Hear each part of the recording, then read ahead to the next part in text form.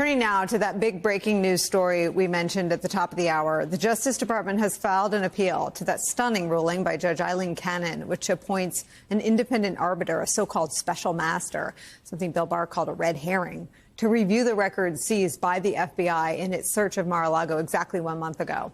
DOJ says it is seeking to block a part of that judge's order that at least temporarily prevents investigators from using the more than 100 classified documents that were seized from Mar-a-Lago in its investigation.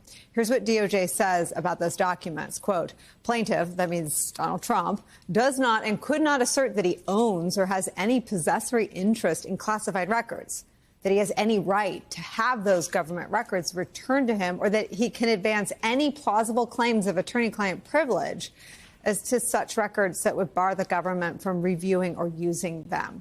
Joining us now, Andrew Weissmann, former DOJ prosecutor and senior member of Robert Mueller's special counsel investigation. Rick Stengel is still at the table. Andrew, I want to really drill down on this because I believe what DOJ is arguing is this nightmare scenario that Judge Eileen Cannon's ruling also forced the intelligence community to stop its review of what damage has been done to U.S. national security. But we'll get to that in a minute. The appeal, a good idea in your view? Yes, but let me give you, having looked at these, there are actually two documents that have been filed. There's something called a protective appeal, and then there's also a document where they make a motion to Judge Cannon in the district court. So what they're doing is in the district court, they tell the judge that they want to have her stay a part of her stay.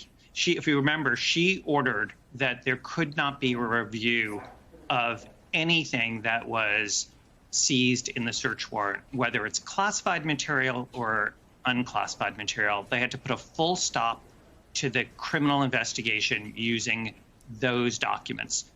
What DOJ did is said, Judge, we need you to rethink a part of that decision.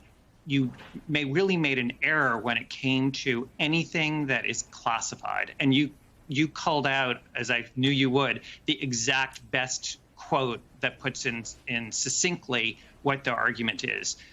What they also said is, we have filed a protective notice of appeal to the 11th Circuit.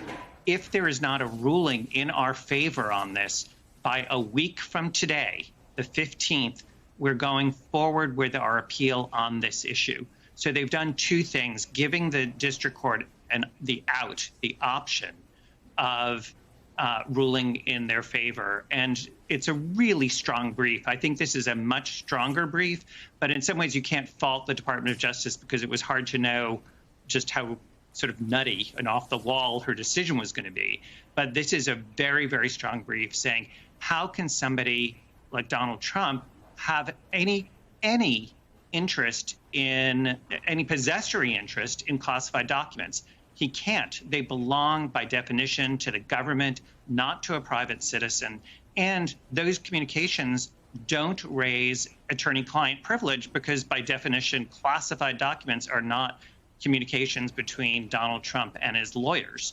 So it can't raise those issues. So it's a very, very strong brief asking her to carve that out. And then they really wrap themselves around an argument that I've been pushing, which is it's impossible to separate out the national security review from the criminal case. They're one and the same. And they, in a footnote, drop essentially the point I was thinking of, which is they say, how does Merrick Garland and Lisa Monaco, how are they supposed to be involved in both when they supervise both issues? They're leaders of the intelligence community, but they're also supervising the criminal case.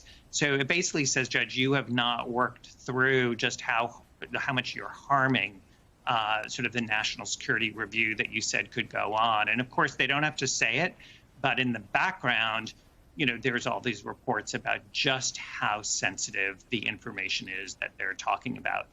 And then the final point, Nicole, is I think one thing that's quite interesting here is this really puts it to the Trump team. Are they going to claim in a court of law that these documents were declassified by the president, the former president, when he was president? Because one answer to this is for them to say, what are you talking about? There are no classified documents. They might bear classified markings, but those were all declassified. I bet you that he doesn't do that because he's not going to want to have that tested in a court of law. And of course, there are criminal penalties for lying to a federal judge.